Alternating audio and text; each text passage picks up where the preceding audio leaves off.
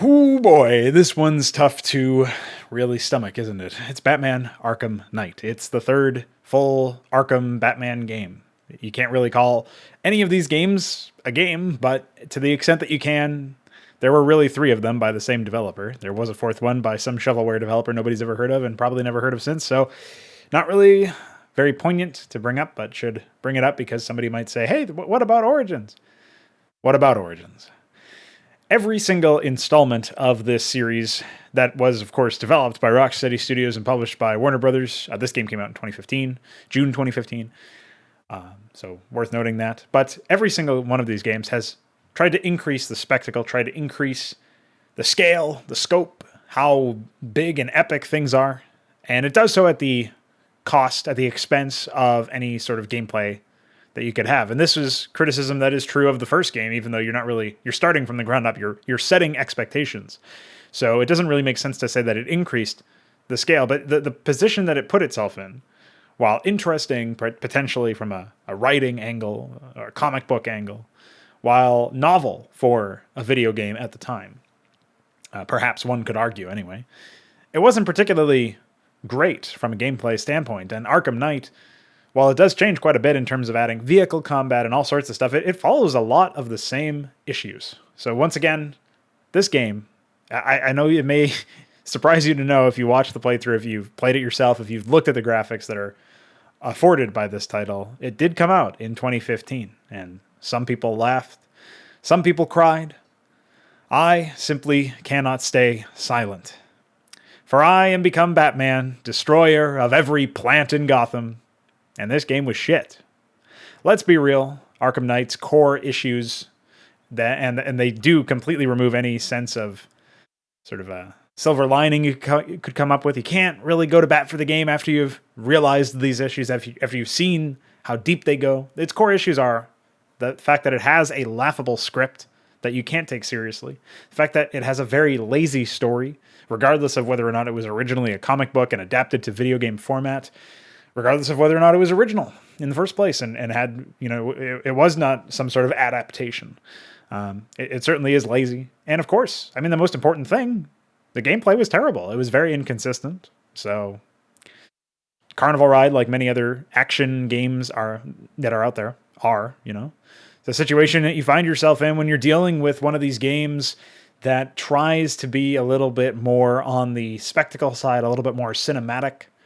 Some people were saying that, for example, the Doom 2016 game was an example of a middle finger to cinematic gaming. In fact, I'm sure I've seen some really, really bad video that argued that exact point. And ultimately what it comes down to is that people just don't understand what cinematic gaming seems to mean. Because they have this idea that maybe it's Metal Gear Solid 4 or something like that, where there's hours and hours and hours of cutscenes, and you're not actually playing the game for very long. I guess Xenosagas is another more cult classic example of this particular thing that might be a little bit less familiar to more people. But people seem to assume that if you're talking about cinematic gaming, you're talking about prolonged periods of time where you can't play, but it's segmented out into these very specific areas, almost like you're watching a movie in the middle of your game. And while that is true to an extent, really, cinematic gaming is when you cannot play for very long uninterrupted. And that is exactly what Arkham Knight is. In fact, that's what Doom 2016 is, because all of the QTE cutscenes and stuff obviously stop you from actually playing the game as a shooter, and it starts to become some weird Simon Says thing. But that's obviously the subject of potentially a different video.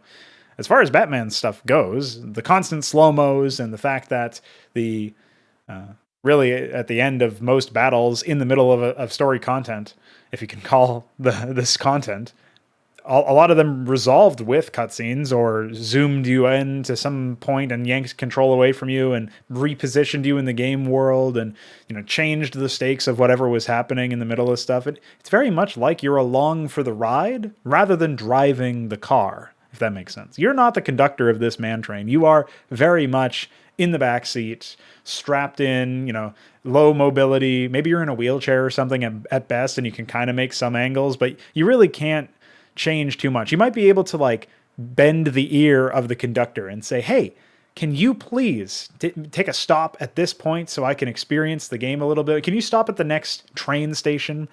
Is there any chance that I could play the game for a little bit? That's all you have as a player here. You don't have that much agency. They take a lot of it away from you. I really want to labor the point, though, before we even get too much further into the gameplay side of discussions. I want to labor the point about the laughable script, because this is something that took me out, even when, by all accounts, the voice actors themselves were trying their hardest to, do the material justice, if you can call it that. They were really, it's not really a case of where the voice acting is terribly uninspired every single time. It's that the material that you are working with, as from the perspective of a voice actor myself, I know that when I get uninspired material, I'm not going to be able to elevate that necessarily. I mean, even if I could elevate it to some extent by virtue of my own skill, that's not really my place as a voice actor. You're not going into the experience thinking, I need to be the somebody who can carry this entire experience. I need to be somebody who can carry this piece of media. That's not what you're thinking. You're thinking you have a part to play in the whole process of playing the game, right? That's what you're thinking. You're not thinking, holy shit, what do I have to do? I've got to make this, this very laughable line of dialogue play straight, and I've got to make people think it's serious and epic.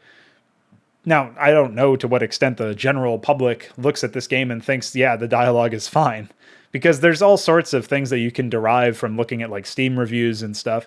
There's really only so much you can get a feel for in terms of whether or not people like specific elements of things. By and large, all of the Arkham games, I should say, have been positively reviewed and positively received, both by mainstream publications, which are little more than shills at this point, and the average consumer, which is not necessarily a more trustworthy avenue, but at least you know that there's probably not like some financial ties that stop them from being able to be legitimate, right? If the average consumer likes something, maybe there is something to it that you can at least figure out if you didn't like it. Like in the case of these Arkham games, for me, I obviously had a very terrible time with it. But if you don't like something, you can usually look at that and say like, well, what spoke to all these other people that did like it, And ultimately, you can't take much away from Arkham Knight's Steam reviews or anything like that, because a lot of the times they look at the game and they're taking away things that are just objectively false, like the fact that slow-mo is good for the product.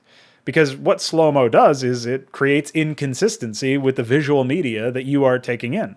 Now, again, if you're coming at it from the perspective of this is a game where you are not really playing a game as much as you're watching a movie. If you're taking in a movie. And, even then I would argue maybe slow-mo really needs to be used sparingly to accentuate moments, maybe in ways that you don't even realize it's slow-mo because we're cutting out like 1/3 of the time or 1/4 of the time. It's really imperceptible, very subtle use of slow-mo. Maybe then you could make an argument for it. But you can't really make an argument for slow-mo unless, you're really going whole hog with it. Like, obviously, the 300 movie is famous for being like 48 minutes long or something without the slow-mo. I don't know the exact figures, but you can look up how long it would be if everything was played at the regular frame rate. And that's a case where, obviously, it's being used as a stylistic choice. Whether or not you agree with it, or you think it's annoying or good, or that it elevates the material or distracts from it, is up to personal preference to some degree, and also up to how it was executed on beyond that. But if you're making use of it as a stylistic choice, then it is a little bit different. Batman didn't really make use of it in a stylistic choice, right? The Arkham Knight game makes use of this. In some ways, you can skip it at the end of physical combat, and in other ways, you have to deal with it at the end of every single vehicular combat sequence. So it's pretty annoying in that respect, and it's obviously inconsistent just in that. But when it comes to a video game, slow motion doesn't really make sense unless you're putting it in the hands of the player. To the extent that you're choosing when to end an engagement because the AI is so incompetent that you could basically play with your food forever and not be punished, yeah, I guess technically you are choosing when to trigger the slow-mo, but you can't choose if you want to trigger the slow-mo. If it were up to me, I would have turned off all post-processing, would have turned off all slow-mo, and I would have turned off those indicators above enemies' heads when they're attacking me. But you can't toggle even those indicators off until you beat the game once on any difficulty, or at least maybe it's only the hardest difficulty that's available to you at the beginning. But I believe you need to unlock a specific difficulty level that has that off, which is, I believe, also in stark contrast to previous titles in this game series, where in those previous entries, you actually had the opportunity to just turn that off. So that's a case where it's really confusing. Now, this ties back into the laughable script, because the reason I'm talking so much about slow motion and all of these other things that people seem to be responding positively to is because it tells me that they are not coming at it from the perspective of experiencing a video game and of being handed tools and said, here, do do what you will with these tools that you have and express your play style and see where you go. And a conversation that often comes up in a lot of my analytical content when it comes to video games is that I'm obviously not very fond of the Half-Life franchise, and many people are fond of the Half-Life franchise, I think mostly due to nostalgia and also having completely different expectations for what video games should offer. But the reason why you don't want to be a cameraman in somebody else's movie when you're playing a video game is because then it doesn't matter who you are. It doesn't matter what you're doing. If I could do anything in any situation, but the end result is always the same, then it's like I wasn't doing anything at all. And that's my problem with the Half-Life franchise, is that oftentimes it's just a railroaded linear set piece where you go from one area to the next and you push buttons when prompted to, and there's a little bit of freedom in terms of the gunplay, but at the end, it has this bottleneck at the beginning that feeds into the middle of a level or the middle of an area, at which point you might be able to have some freedom, and then it bottlenecks again at the end of whatever that sequence is. And these bookending pieces are essentially forcing you to do whatever the game needs you to do, or whatever the writers wanted you to do, or whatever. And to me, it's the same thing, just in video game form, of when you are in a movie and they're playing the violins and they're playing up the emotional aspect of a scene and trying to elevate it to the saccharine level where it's just too much for you to feel like it's a legitimate moment, to feel like it's earned. It's like they're trying too hard, or they're mandating something. And mandating only one thing, removing all nuance, removing all possibility of different takes from a particular piece of media, that is the death knell of any sort of creative expression, any sort of independent finding that you can have when you watch a movie or you listen to a song or you play a video game. And so if there's not going to be any functional difference between my playthrough of something and somebody else's playthrough of something, then there's not really a reason for me to play it over somebody else. And that's really the main issue with Batman. And that's the main issue with a lot of people who look at games that are cinematic, that try to play up on these themes and try to be a little bit more than video games, whatever that means, a little bit different than video games. I mean, that's their fatal flaw at the end of the day, is that it's just not fun to be a cameraman. Now, Batman poses a little bit of a difficult problem, because if I'm going to assess that the game as that, the way that it is, if I'm going to say that it's more of a cameraman in that sense, if the player is less responsible for what happens, then I've got to account for the fact that there's a progression system, which players can pick different options. I've got to account for the fact that to some extent the game has some open world qualities where you can pick missions out of order. And I've got to account for a lot of other aspects, of essentially you having so many different gadgets that you can take on tools in different ways, you can take on engagements in different ways. I will say that all of these components, in theory, would build a strong case for Batman Arkham Knight not being this vapid experience where the only experience you can have is whatever the developers mandated that you have.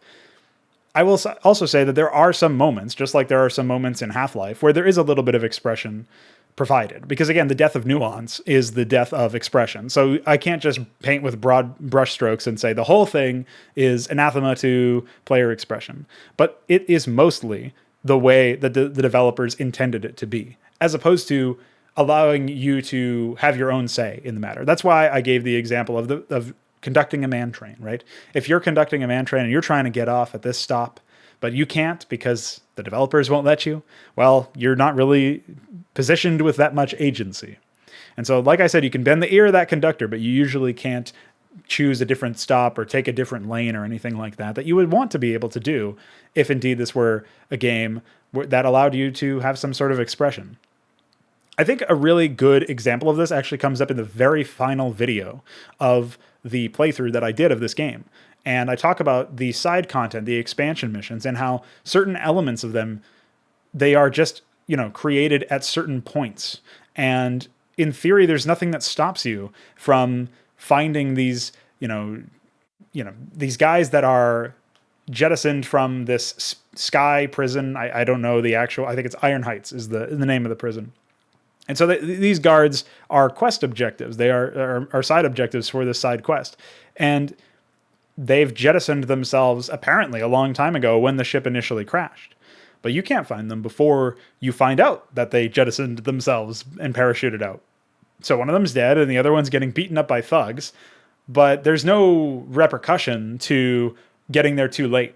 It would have been one thing if I arrived at the scene of the second guard and he was dead because the people beat him up, and then maybe I have to go find his card somewhere else, or maybe he wasn't looted and I just pick it up off of his corpse, or something like that. Like when people think about open world, they're usually thinking about from the perspective of the player. And that's their main downfall when it comes to, I think, developers' conceptions of open world games, but also the player.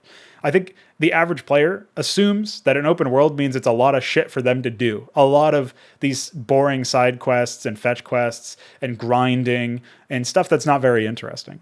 The whole idea for me, the thing that is compelling about an open world concept to me, is the idea that I could go in and I could say, hey, you know what I want to do? I want to do, I want to interact with this particular guild. I want to interact with this particular faction. I want to, just stop this riot that's happening in the middle of downtown Gotham for no reason.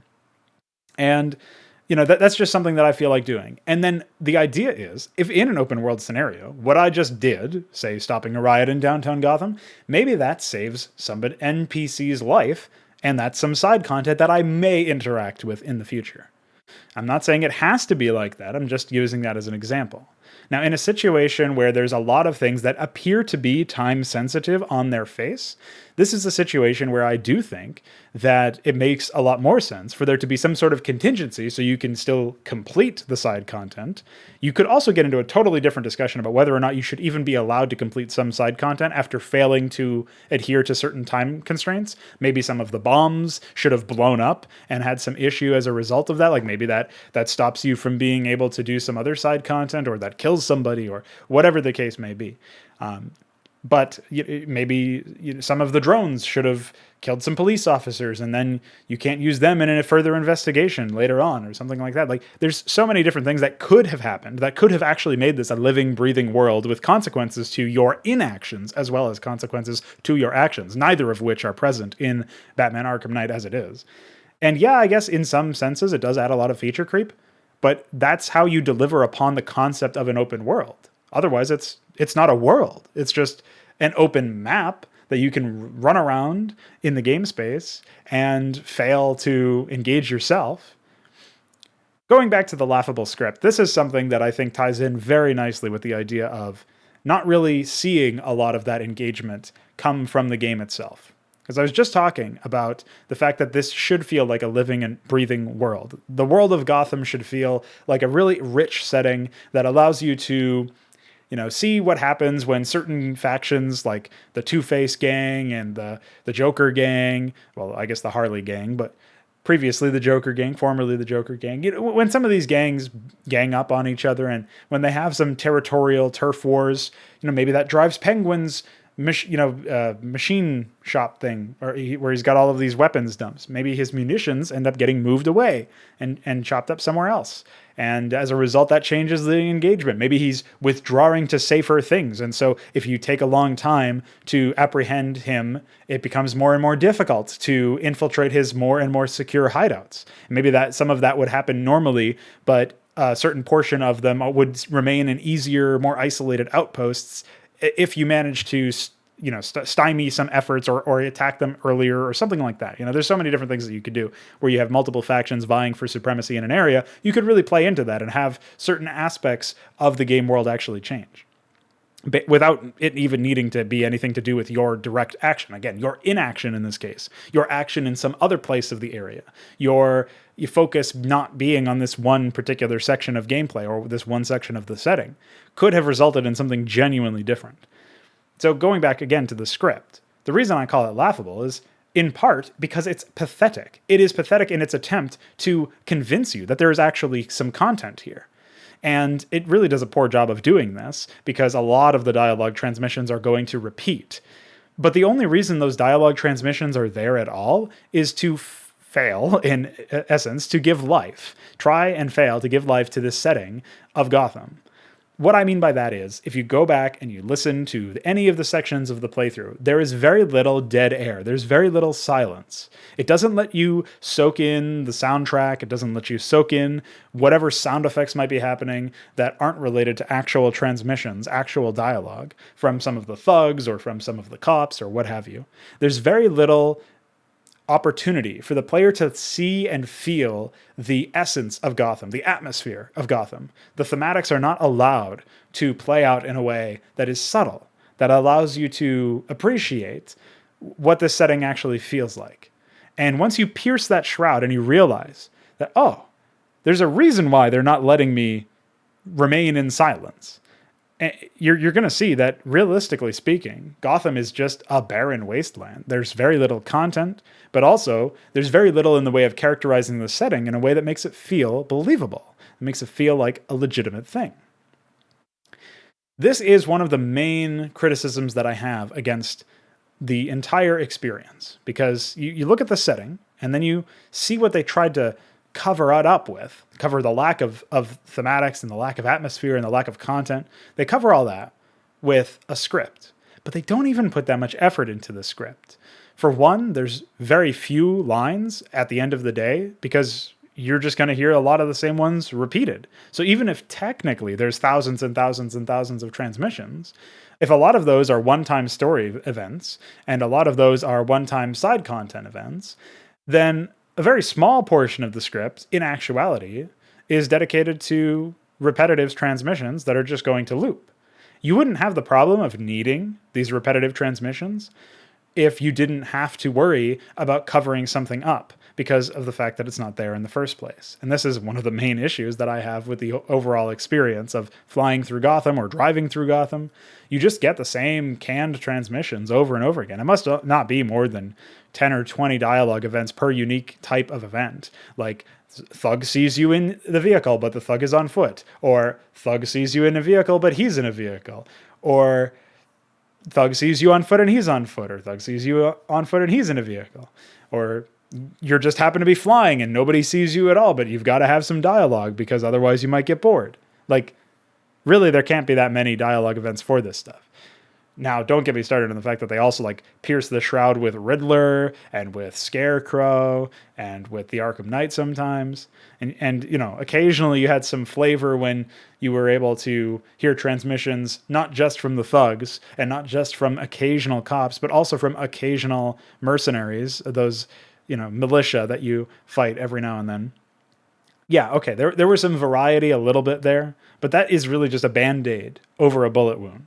You can't fathom a world where you've got a really experienced developer who's working on this product with a very vibrant theme and setting in a way that really makes you feel, oh, there's something to this sort of atmosphere that I'm experiencing. You know, you're not going to be able to experience anything like that. You're not going to be able to fathom a world where that's the case if they just keep bombarding you with transmissions nonstop from all sorts of different sources. And the reason why they're doing that is precisely because of the fact that they don't want you to know, they don't want you to notice, I guess, that there's nothing there. Now, again, it would have been one thing to admit defeat in that way and put together a really good script so that at least there's something to latch onto there.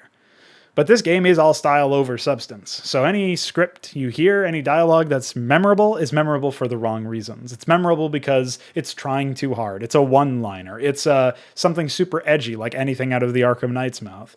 It's, again, pathetic. It's pathetic in its attempt to characterize its characters and to develop them in a way that would actually have you respect them. The other issue here is, this is more of a story complaint for sure. You can't really respect your protagonist either. From the insane things that he says to the context of some of the interactions that he actually has, to the fact that he just comes across as like a meathead who just wants to burn every plant in Gotham and punch everything. Like, why? Why does he need to do that? There's really no sense in the way that he negotiates. In some ways, he's all-knowing in a way that doesn't make any sense at all.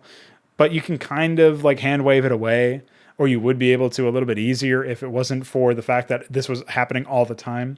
But in other cases, he's just an idiot. He gets snuck up on by all sorts of people. How will you stop him? He won't. Lane. Lane is dead. I am Azrael. Bitch, are you for real? Then there's the cases where he's fighting people like Deathstroke, who in theory should be able to apprehend him or at least give him a fight. and at least put up more of a fight than they do, but they just fall flat and don't do anything. Bye. So in a situation where I'm not familiar with the source material, I do not read comic books, so I don't know all of the details behind these people. But the idea that Batman is situationally very, very intelligent and perceptive, but when it actually could result in his death, should anybody actually be interested in killing him, it just makes you wonder, for one, why didn't they kill him? And for another, why did he put himself in that position where he could be killed in the first place?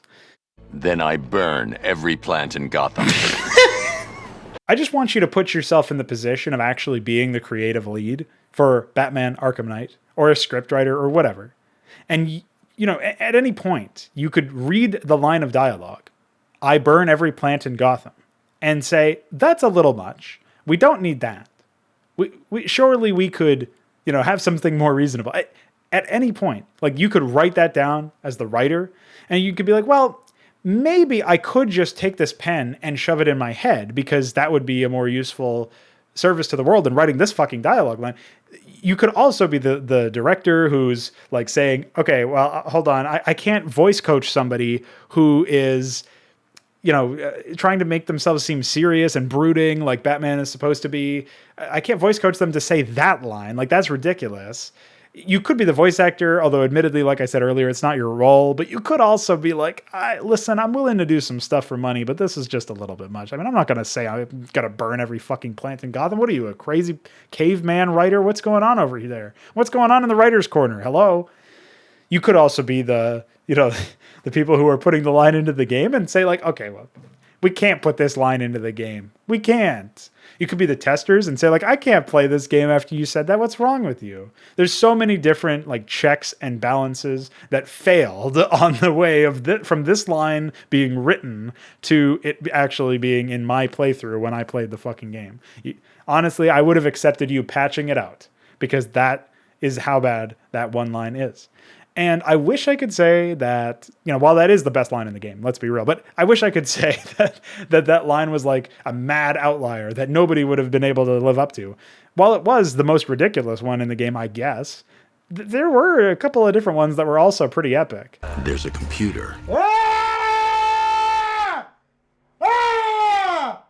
That's another example of just an amazing, impeccable line where like they wanted to write something, but they didn't know what to write. So they just wrote that. Like it reads like a placeholder line, or like a line that you would write in a screenplay when you're writing like scene characterization, because this is how it's playing out in the movie in your head when you're writing the script for the first time as the story writer.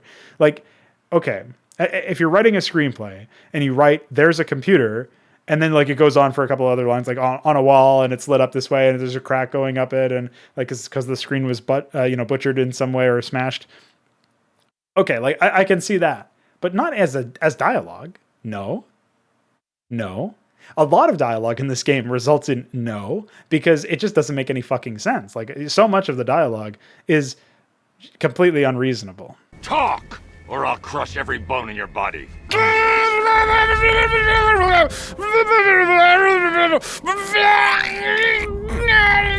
But let me tell you, man, it's just actually ridiculous. The idea that you're going to try to take a game that has dialogue like that seriously. It's very, very difficult to force people who know what actual dialogue looks like from other games that have better dialogue, or just from movies down the years. Like, I would like to believe that even if you didn't experience good dialogue, you wouldn't fall for the idea that this is good dialogue.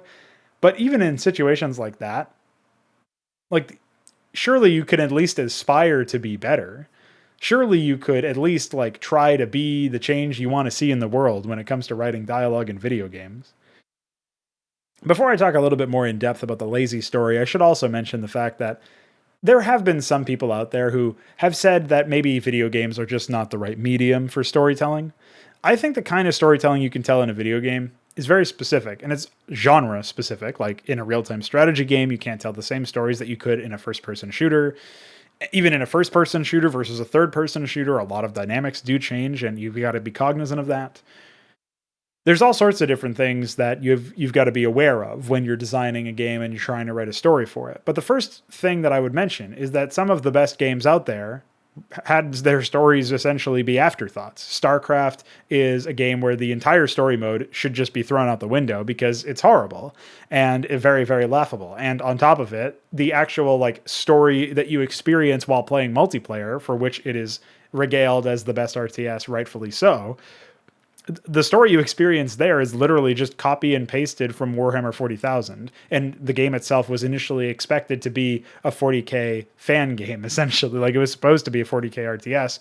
And Games Workshop apparently denied the license to them or something like that. I'm sure they feel very bad about that because who knows what would have happened otherwise. But ultimately, a lot of things, went south when it came to the story characterization of StarCraft. It was never a particularly good game when it came to just a story, like a single player story, or just like arranging the plot points of the experience. It was not particularly compelling, and certainly not an execution either. But it had some okay voice acting, it had really, really good multiplayer, and that was pretty much all it's remembered for, right? So when you consider something like that, that's one of the most successful games ever out there in terms of sales figures, longevity, competitiveness, of the scene. And that game story is not that important at all. Obviously, Doom, the co-creator of Doom himself says, story is like a porno. It's expected to be there, but it's not that important. That's the immortal quote, for which I do wish that he was like hailed and regaled, but unfortunately, not too many people seem to take that as gospel, which is rather unfortunate. Because again, I'm all for pushing the envelope and improving your skills, but if you seriously think that something like Batman Arkham Knight or Half-Life 2 or whatever is a good story, then I just feel like you haven't experienced stories, right? Like that's what it's like if somebody walks up and they say, my favorite game is Fortnite. A lot of people would just say, oh, well, maybe you just haven't played that many good games, and that's why your favorite game is Fortnite. Or maybe you just have like a weird, we would say irrational, unexpected, on just completely like something you can't understand, right? A very strange take on that because you have a very specific attachment to that game. That's what most people would say because most of us have played better games than Fortnite. And so of course our favorite game is something better than Fortnite in theory. Like again, by and large, we would assume. So unless you've got some weird soft spot for a game's story because of nostalgia or something like that, or unless you just have not experienced other stories that are better, I really don't understand how you can look at Arkham Knight's story and say that it's good. Because again, it does add fuel to the fire where it's clearly a game trying to be a movie. It's clearly a game trying to adhere to the same tenets of storytelling as a movie, which is why it has that insane loudness war thing that's going on. A lot of that stuff is from more recent Hollywood stuff. But a lot of its inspirations are like, obviously it draws heavily thematically from the Christian Bale Batman movies that came out, I guess, a couple of years before the first Arkham game came out as well. So a lot of it is like aping from that. And it's wearing its inspirations on its sleeve, shall we say. It's copying sort of like StarCraft did without much shame. And it would be one thing if it took that and used that as the basis for its material and then elevated that material by doing something different, but it didn't. And ultimately, that's really how I feel about the whole game. But when it comes to the story, and you understand that like the plot of the story is always completely, just, you can't take it seriously at all. It's always completely like baffling how bizarre and convenient all of these plots are. I want to point your attention back to what we were talking about with like the script writing and stuff as well.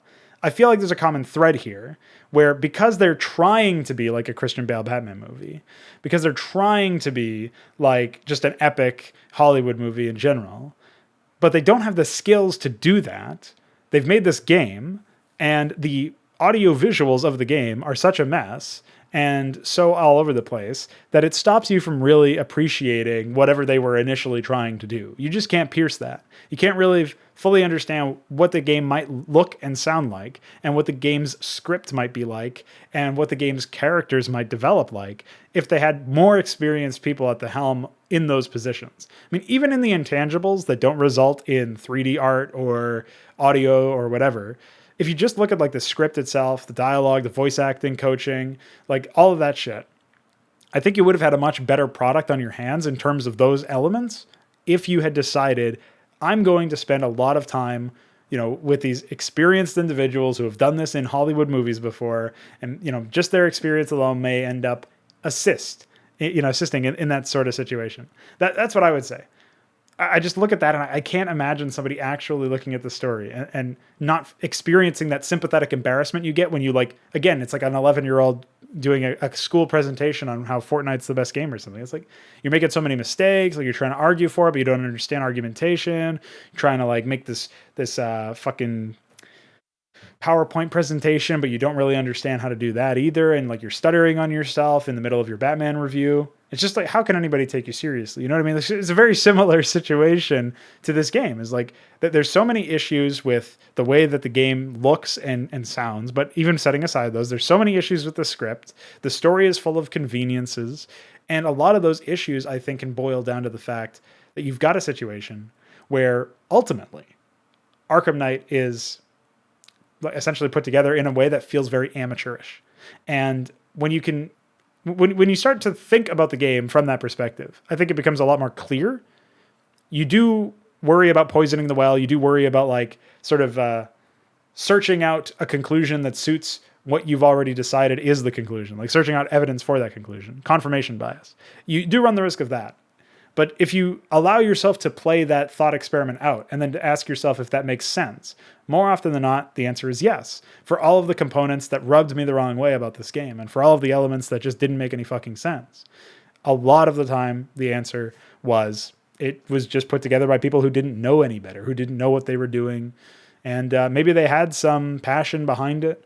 I will say one thing positive about the game is that generally speaking, it does seem like there's some ambition behind it. It does seem like they had an idea. The developers had an idea behind what they were trying to do. But ultimately, when you look at the end result, the components are not of, they do not pass muster. They are not of enough caliber. They are not of the caliber required to actually land at that finish line, to cross the Rubicon, to get to the point where they can say, wow, I made it. It worked. I did it. None of those components work at all. Burning every plant in Gotham, ridiculous. Getting snuck up on by fucking some black guy who's part of the Order of Saint Dumbass, very fitting, but also ridiculous. How do you do that? How does that happen? And then the idea that you're supposed to root for some of these people that are just so annoying, also ridiculous. I'll give one very specific example because I'm sure a lot of people are very upset that I've sort of droned on for a while about this particular experience. And then at the end of the day, I haven't really given you a lot to specifically latch onto. I talked about the burning every plant in Gotham. That's obviously hilarious. I'm sure everybody was laughing at that. But beyond that, what am I talking about when I say that these amateurish mistakes that are happening? I will point you to Exhibit A, Exhibit 3. It's, of course, the fact that the Arkham Knight is actually some beaten, abused version of Joker. He's actually Todd, of course. He has to be Todd. Now, when you consider the fact that he's Todd this whole time, and after all of that, he's apparently brought together this giant militia force, and he's working together with Scarecrow, and he's trying to kill Batman, and Scarecrow's had to say, hey, don't kill him yet, even though he could have killed him a long time ago. It's what? Why? Why is that even a thing? But again, a very specific example, I said, I'm not just talking about his entire character, because again, that's supposed to be the fucking villain. He's literally the titular character aside from Batman. It's Batman, and then it's the Arkham Knight, Todd. So if Todd is the fucking character, he's the main villain. It's supposed to be Scarecrow, but then he gets usurped by Todd, and Todd's the main bad guy. You got to be able to take him seriously. So again, putting just all of these grievances to one side for a moment, just focusing on one thing. Let's look at Todd. Let's consider the fact that Todd is just some fucking guy who goes from hating you enough to put together an entire militia force up until the point where he's almost killed you several times. He shot you in the gut, and then he walked away and had his thugs come in and beat you up, even though he could have just killed you right there. I don't know why he didn't. What? Why? All these amateur mistakes happen from a story writing perspective, but also from his perspective. So we can't take him seriously. If his dialogue wasn't enough to throw that out the window, it's his actions as well that really seal the deal. But then at the end of the story, Batman like forgives him or says something like he's sorry, and he's like, oh, I'll send you flowers next time Joker kidnaps you, I guess. All that shit happens. And they don't do anything interesting with how it all worked out. And none of that really goes anywhere. Like, they could have done something a lot more interesting with how that, like, how the Arkham Knight says, hey, I'm actually on your side now. Because that's what happens is, like, 30 minutes after Batman says he's sorry and whatever resolution doesn't really happen, but whatever resolution they wanted to happen happens, Jason Todd saves Batman's life from Scarecrow, which is just fucking ridiculous. Like, why is it, like, if it's supposed to be some sort of redemption arc, then there should have been setup for it, obviously. Now, what they could have done is they could have played up the fact that Batman's like morals are going to be in question. Like, this is something that comes up in all the Arkham games, is that the stakes are supposed to be so high that Batman eventually has got to kill somebody. And sort of like that's what happened in Arkham City in a way, where the stakes got so high that he had to kill the Joker, but it wasn't like, it was more that he made a mistake and less that he deliberately wanted to kill him, right? It was just like, in some ways, it was the circumstances of it all. It wasn't anything related to a direct decision by Batman. In fact, Batman is haunted by it ever since then, right? So in that situation, it's like, I look at that and I just wonder, why didn't they just play up the fact that that was the case? Like, Arkham Knight could have been like, I'm going to have to make you kill me or something. And then, like, you know, Batman would have to say, I've already killed. And then Todd's like, oh shit, who did you kill? And he's like, I killed the Joker for what he did to you. And again, cringe, but at least then it's like, oh, there's an interaction between all three of these characters. And now this is like, I mean, Batman could even be doing it for the sake of like psychological manipulation just to get out of a bind. He might not actually mean it in that same way, right? Because obviously that's not really what happened. Todd didn't fucking come up. He kind of comes out of left field in this particular game. He's not really relevant at all. And that's why they have to have those weird like Joker flashback hallucination shit in the middle of the gameplay experience so that you can see it happen in front of you, even though it's just a hallucination of some sort. And I mean, the whole Joker thing is kind of weird, but at least it's somewhat thematic. Like, at least that's a character that you can kind of get behind. Like, whoever wrote his dialogue was doing an okay job, and whoever voice acted his dialogue was doing a pretty good job. And, like, you can kind of buy that performance a little bit more than all the other characters, probably especially because it's not a real character at that point, and it's actually inside Batman's head. But considering the fact that now we could have some interaction between these characters that was genuine, that was, like, you know, still building on the fact that you have killed Joker. I mean, that's the opening of the game is you burning him alive. So, I mean, not really alive, but rather you burning him dead. He's dead already. And you cremate his corpse at the beginning.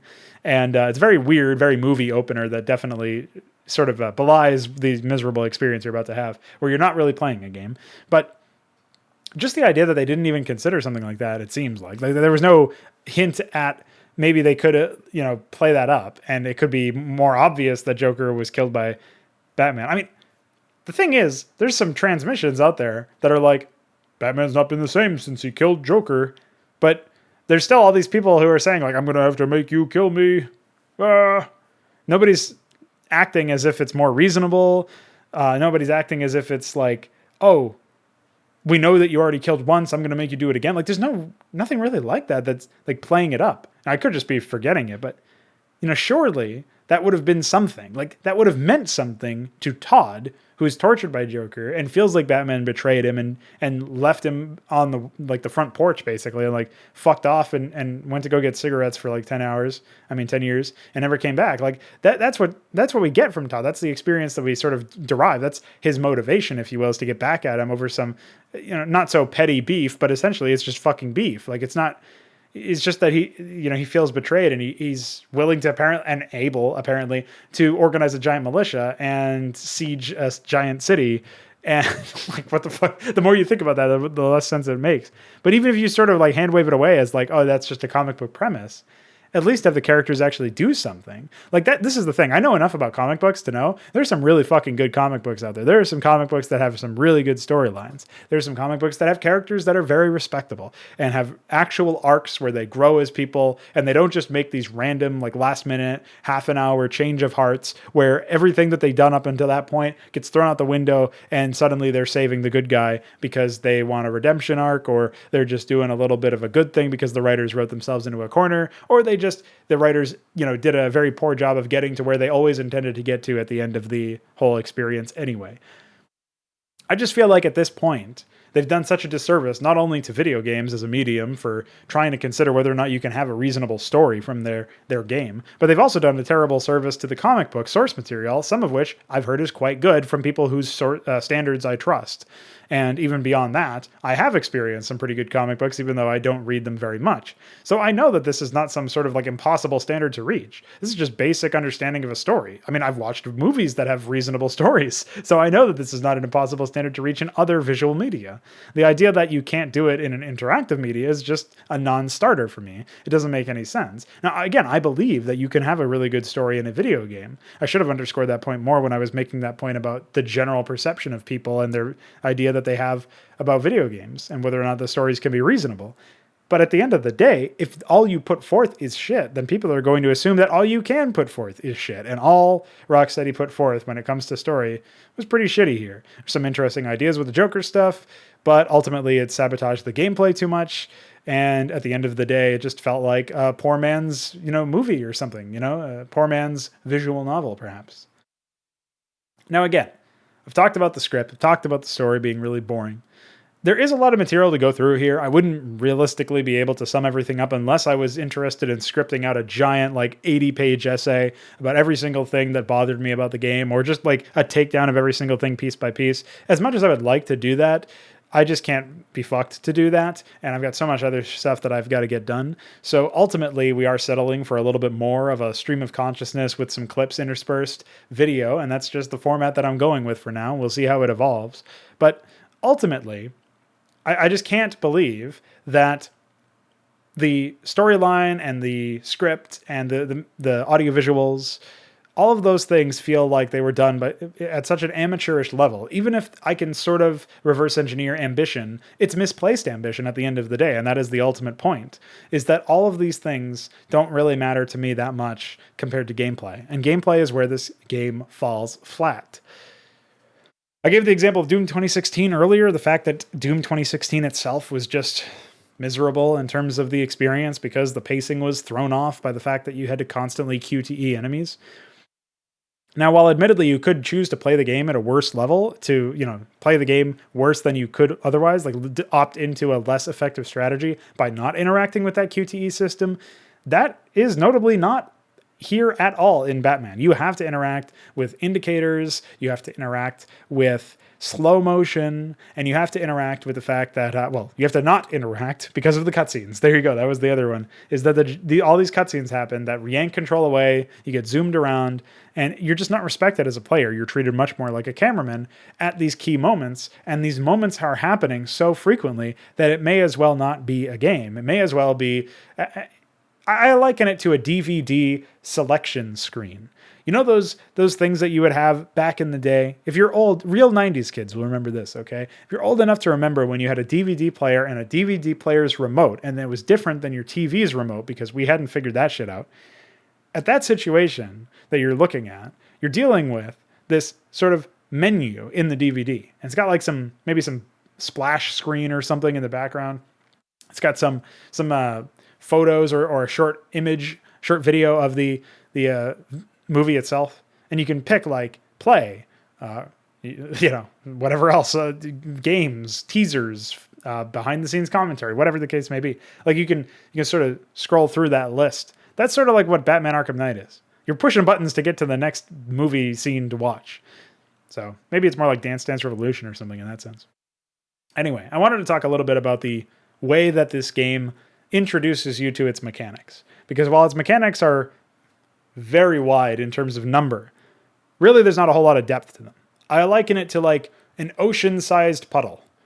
It's like, oh wow, that's a lot of water. And then you just step in it and you're like, I can't exactly use this as a pool. I can't exactly jump in. It's a puddle. It might be the size of Wisconsin, but what am I supposed to do with that? Can't even step in it. It's just going to evaporate or something. So yeah, that's what Batman Arkham Knight's mechanics really are. Because there's a couple that you use more often than not.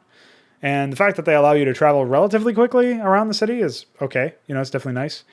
I thought at first when I was dealing with the very expansive, seemingly expansive tree of upgrades, and particularly the fact that they had 2 whole upgrade sections dedicated specifically to the Batmobile, that there would be a lot played up with the vehicle and that it would be rolled into almost every experience that you could have in the game itself.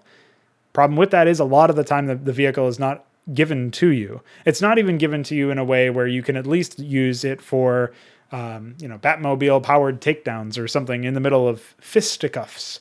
Because I understand why you wouldn't want to use it all the time or wouldn't want to give it as a tool all the time because it's very powerful. But at that point, why would you make it so powerful? I would liken it to cooldowns in an RTS game or a MOBA. I think if you're balancing through cooldowns, you're an idiot because you could just balance the ability or the weapon or whatever the case may be. And whatever this ability actually is, if it has a cooldown and it's something other than like a weapon cooldown, like sort of if you think back to Irradiate in StarCraft, this is a very specific example, but somebody might not understand that. The idea is you actually can't cast the spell more often than not because there's a cooldown on the weapon itself. It sort of makes sense. I'm okay with that, I suppose. But the idea that you're going to have more than just a small global cooldown on abilities or something like that, the idea that you're going to have a 30-second cooldown for some ability because that's the only way you can balance it, tells me that you just don't know how to balance something. Because there should be a natural gate regarding energy cost, or there should be an opportunity cost associated with it, where if you use this ability so many times, maybe it like drains your health or it does something else where it stops you from being able to use it all the time. There's different balancing levers that you can take other than just gating the ability of somebody to use something around time and forcing them to play essentially a turn-based game. That's like what World of Warcraft turned into, is it's a turn-based game now. So situations like that feel really bad. And I would always liken any sort of situation where you're just locked out of something in one zone. It's very similar. It's like disabling an ability in a micro mission or something in an RTS game. Well, Warcraft 3 is not an RTS game, but you know what I'm getting at. A lot of the times you'll just lose out on certain abilities because they don't give a shit if you have built your skill, and mastered the ability, or that's a core part of how you express yourself. I mean, usually the abilities are not really that great anyway, and don't really facilitate that level of expression. But should they ever, that's a situation where you're in for it, man. You've got to deal with that. So what I'm getting at is the vehicle should have been rolled in a little bit more organically. And maybe there should have been areas where it simply is not possible for it to contribute through driving, or there's a trade-off and you can choose to drive, but that makes you more vulnerable to a different enemy that maybe it's easier for you to deal with when you're on foot. I know having actual variety in the enemies would have been very, very challenging for all of those poor developers at Rocksteady to get right, but that would have been the method of working in the vehicle in a way that was not so binary. Either there's no threat at all. I mean, there's really no threat no matter what, but either there's no threat at all because you're in the vehicle and it's very impossible to die, even on the hardest available difficulty at the beginning of the game, or you experience, just a very slow grind. Really that's the threat. The threat is grind. The threat is having to wait for all of the enemies to die in a very slow fashion. So either you slowly grind or you quickly grind, in which case there's not that much of a choice at all. You're just, again, there is no choice because you're forcing one or the other. There's a lot of areas where you can't really progress on foot, for example. You must use the vehicle. But at least if the vehicle is one solution to a puzzle or one solution to a gameplay encounter, that would be one thing. It rarely is. It's either the solution or it's not the solution. And the fact that there was so little interplay where you could choose to do one or the other for some section meant that it just wasn't really fully realized as a mechanic, which was quite disappointing considering they put so much time into forcing you to consider all of these different upgrades and stuff. Or ultimately it's either impactful or it isn't, instead of there being nuance. Again, the whole death of nuance argument. All right, so if we look at, for example, some of the things that I've had to deal with in playing this particular game, there is a point where there's a medic that zaps a militia. And it's the first time you've seen this behavior. And this is supposed to make it so that if you attack them, you get shocked. For some reason, the shock disperses when that happens instead of being permanent. I don't know why. You can nullify it with something very basic. You nullify it with the bat claw, actually. And that's also really annoying to me. And basically, the fact is that the game treats you like an idiot. Not only do you get zoomed in on that information, you zoomed in on that cutscene, and you see this medic Zappa guy, but then the guy goes, what did you do to me? And the medic goes, what do you mean? What did I do to you? Here's exactly what I did to you, and here's what you need to do to stop it from happening in the future in case Batman's here and he can hear me. And then Batman's like, I need to use the Batclaw in order to get rid of this electrical field, even though there is a gadget in the game called the electromagnetic shooter gun, and I could just use that and it would make more sense. But because that gun might not be picked up by the player, because I want the player to have to go into a room in the GCPD lockup in order to get this weapon, even though it should just be on his character, just like the freeze gun in his own house, that is something that has to happen. So because of that, I have to use the Batclaw instead, and we have to make this entire mechanic not make any fucking sense. So since Batman says all that, and the medic says all that, and the other guy says all that, like, there's no room for the player to decide, how am I going to deal with this? The fact that there's only one solution is bad enough. But the fact that you don't even get the opportunity to conceptualize where or how you might be able to resolve that issue. I mean, you could even put it to the player this way. This would be kind of shitty as well. But you could even make it so that you've got to deal with it in an unorthodox and perhaps lame way. And then Batman shows off his, analytical skills or his resources or his, intelligence, and says, I need to reprogram the EMP thing. I'll get it from the GCPD lockup. Well, voila, you've figured it out, man. You found a way to make it more interesting. You found a way to deal with this problem in a way that makes sense and also reinforce some character trait of Batman's. You did it at the expense of gameplay, but at least you did it. And they didn't even do that. They just told the player stuff. Every time Batman monologues, it's such a chore to listen to. It's so boring. And ultimately, it's like the idea is literally Batman just telling you what buttons to push because he's not sure if his cameraman is catatonic. And if his cameraman is catatonic, he won't be able to push the buttons without being told what to do. So he's got to just make sure that you know what you're doing, even though you could just respect the player enough to assume that they would figure it out, especially when you're defusing the last bomb in the entire fucking game and Batman still tells you that you have to defuse the bomb and here's how you can defuse it. Gee, yeah, that's a real thinker. I don't know if I would have figured that one out on my own. I'm glad Batman told me every single time I tried to defuse a bomb. So yeah, ultimately the gameplay is really bad in this game. I really wish there was an obvious thing that you could have pointed to fix it, but ultimately beat 'em ups where the AI is too dumb to use all of the tools that they have. Like what struck me about this game is sort of what struck me about Counter-Strike bots, where there's like hard code that makes them run slower when they have their knife out than human players do, and also makes them like jump and spin and shit when they should be just shooting normally. Like, they deliberately went out of their way to program them into ways that would be dumb. And I don't understand why they would do that, or why they wouldn't allow somebody like me to program them in a better way, at the very least. Now, in the case of single-player content, that doesn't really hold water, because you're trying to design content that can be experienced by whoever. But the idea that you would just walk in and design these enemies to hold these guns and to almost take aim, but then like, I don't know if I want to shoot Batman. I'm having a moral quandary right now. Okay, I'll shoot him. He moved. He's in the middle of an animation. Now he's going to attack me. And then they just do that forever. It's like how fucking slack-jawed are you trying to make your enemies seem? Some of these guys are supposed to be trained military. You basically have to try to die, as I did many times in this game, in order to actually die, especially in the fist fights. But forget about any time there's guns associated with it. Like sometimes it can be rather unforgiving, but I'm actually okay with that, even if the mechanics are kind of stupid, because at least then I've got to figure out what to do. Like I would still prefer it to actually require skill instead of like some weird puzzle solving stuff where you do this and then you do that and it's a Simon Says, because again, I'm just a cameraman at that point for the sake of the engagement.